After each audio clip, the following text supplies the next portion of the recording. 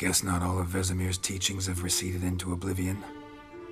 A Witcher can forget to eat, to drink, to breathe even. But a Witcher never ever forgets to care for his blade. Yeah, I used to repeat that incessantly. Never tired of doing it either. What creature was it? Huh? Creature? One that gave you the scar over your left eye. It's new. I don't remember it. Souvenir from the Cockatrice of Spala. Another addition to the collection. Nothing special. Yours has healed beautifully, though. Avallac'h. He prepared some special ointments for me. But that was before the curse gripped him. Wonder where he is now.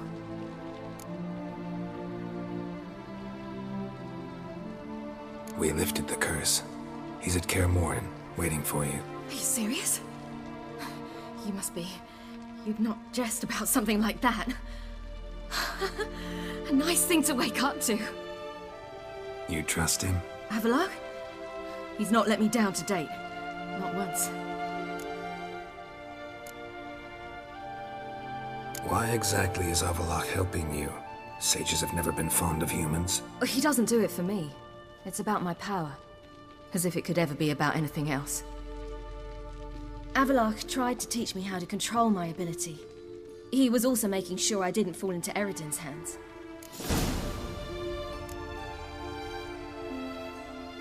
What's Eredin after? What's he want from you? What everyone wants. Control of my powers.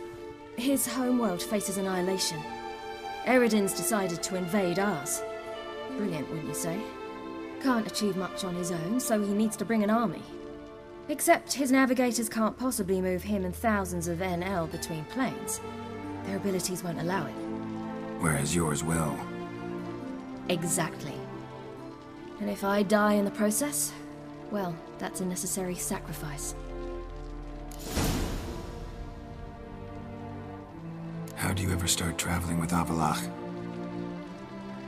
As soon as I'd left you and Yen on the Isle of Avalon, I found myself pursued. Eredin and his Red Riders were on my heels.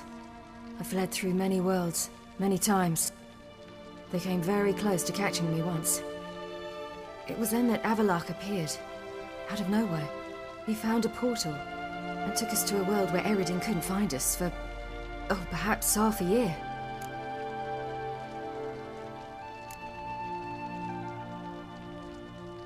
The world where Eredin couldn't find you. What was it like? You wouldn't believe me if I told you. Try me. People there had metal in their heads. Waged war from a distance. Using things similar to megascopes. And there were no horses. Everyone had their own flying ship instead. Ciri, stop fooling around. Told you you wouldn't believe me. We should have stayed there.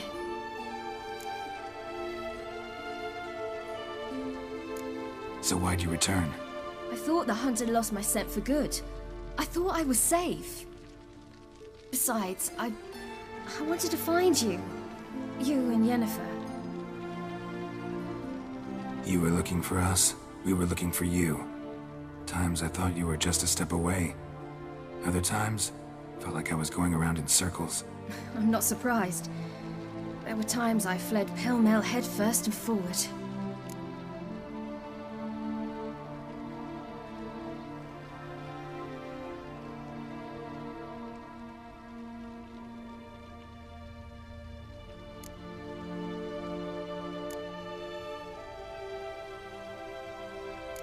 So tell me how it happened, step by step. Eredin located us mere moments after we landed on Ard Skellig. Soon after, he and his riders surrounded us. I thought it was over, the end. Turned out Eredin had other plans. He produced the phylactery, uncorked it. A fog enveloped us, and Avallac'h began gasping for air. That's how Eredin cursed Avallac'h, triggered his transformation into Uma?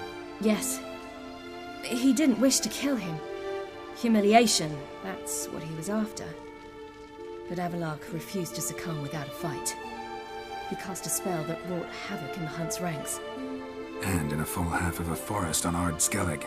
Yet it also gave us time to flee. Avallac'h opened a portal. I leapt in.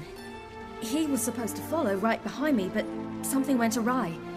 Impaired by the curse, he failed to reach the portal in time. We had agreed that if anything went wrong and we were separated, we would meet at his hideout in Velen. But you failed to meet there. Yes, we failed to.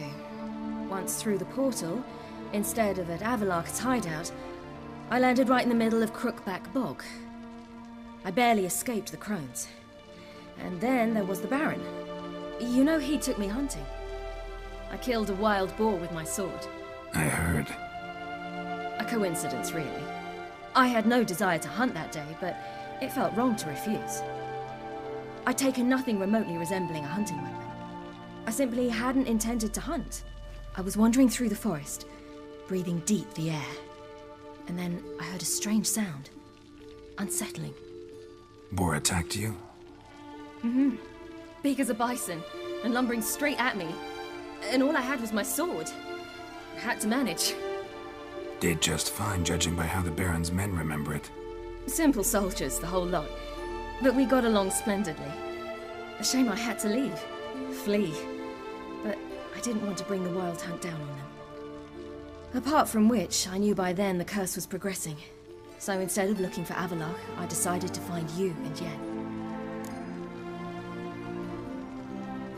So how'd you even meet a man like Horson Jr.? You and Yennefer were nowhere to be found, and I needed someone who could fix the phylactery. No ordinary craftsman would do. I needed a mage, one with extraordinary powers. Dandelion took it upon himself to help me. It was as if his honor depended on it. He arranged a meeting with a mage, but it proved a trap set by the temple guard. Failed to mention that. Probably didn't want to worry you. Later, we learned the guard did that sort of thing regularly, in the hope of nabbing anyone who collaborated with mages. We needed to find another way.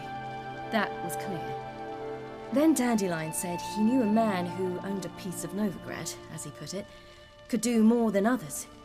He was certain to know someone who could fix the phylactery. Horson Jr. Mm-hmm. I suspected it might not be the best idea, but I was desperate. I had no choice. You suspected right. Horson was not the ideal partner in crime. Damned simpleton got it in his head that we cheated him and kidnapped Dudu. Who you promptly freed only to have to flee to Temple Isle. Great idea. We hadn't planned it. Had no time to consider, we just bolted.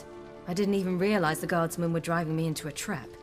Suddenly there I was, and I knew I had to disappear. At once.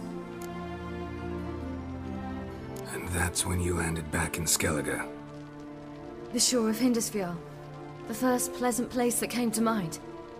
Hjalmar and I used to swim there. Wait, so you actually wound up there by accident?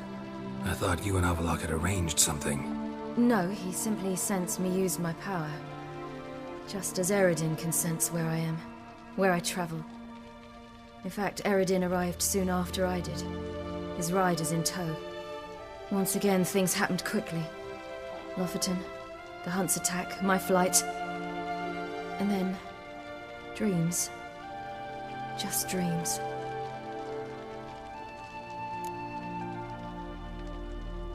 What did you dream? I've had nothing but nightmares lately. Pretty horrible. Likewise, for the most part. In one, a monster grown from a stillborn child chased you. Ugh, that was horrible. Had a few nice dreams. For example, in one we sat around a fire, drinking good wine, and all around people danced and laughed. I like that one a lot better. Me too. But these dreams, and the others, ended in some tower. No matter what I dream, in the end, I would enter a tower. Recognize it? Know where it might be? Not sure. I don't think so, but there was something familiar about it. And something terrifying. The tower was stark and dead. But at the same time, I felt I had to enter it. Did you? No. Dreams all ended with me searching for the entrance. And the last time, instead of the tower, I saw your grizzled face. If not for the scar over your eye, I'd have thought I was still dreaming.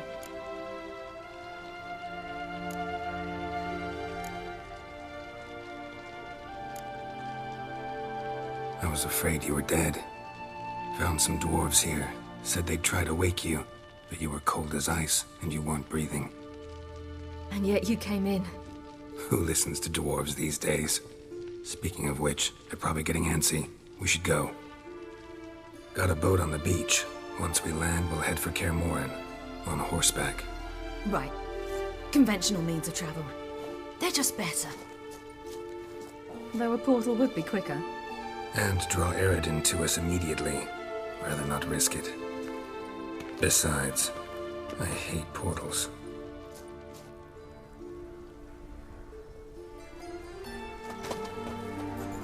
Damn.